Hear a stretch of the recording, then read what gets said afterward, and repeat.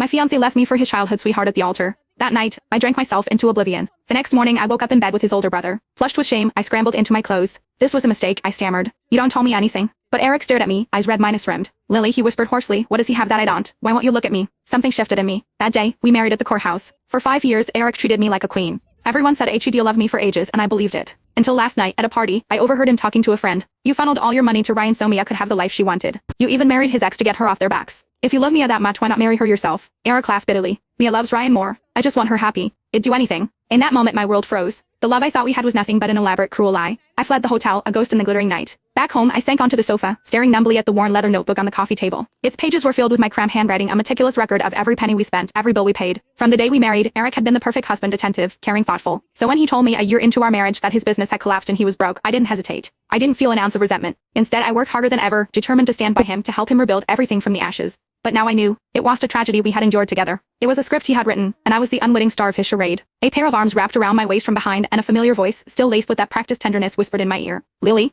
What are you doing? I took a deep breath, snapping the notebook shut. Just going over the budget, I said, my voice carefully neutral. A flicker of a frown crossed Eric's face before it vanished, replaced by his usual look of weary affection. You're exhausting yourself, he murmured, shaking his head. I keep telling you, you don't have to work so hard. What's the point of having a husband if you do everything yourself? His hand came up to cut my cheek, his eyes swimming with a counterfeit sympathy that was almost convincing. You should get out more, he continued softly. See the world. Be more free-spirited. Like Mia. I used to melt when he said things like that, thinking he genuinely cared about my happiness. After all, before him I was a woman who dreamed of passports filled with stamps and horizons without end. Now, his words were just acid in an open wound. This wasn't concern. It was a comparison, and I was the one who came up short. He was telling me I wasn't enough because I wasn't her. He had no idea. He'd never seen the chaotic frenzy of the 5 a.m. fish market, never fought through the crowds for a supermarket sale. He had no concept of how the relentless grind of keeping a home, of stretching every dollar, had worn my dreams down to dust. The world he wanted me to see was a luxury I couldn't afford, all because I was the life he was funding for his brother and the woman he truly loved. I clenched my fists, forcing a placid expression onto my face. Did you forget? I asked, looking up at him. Today is an important day. Eric's brow furrowed in concentration. He searched his memory for a long moment, and then a look of realization dawned on his face. My heart gave a pathetic little leap. He remembered. He remembered our anniversary. But in the next second his gaze slid past me as he pulled out his phone. Right,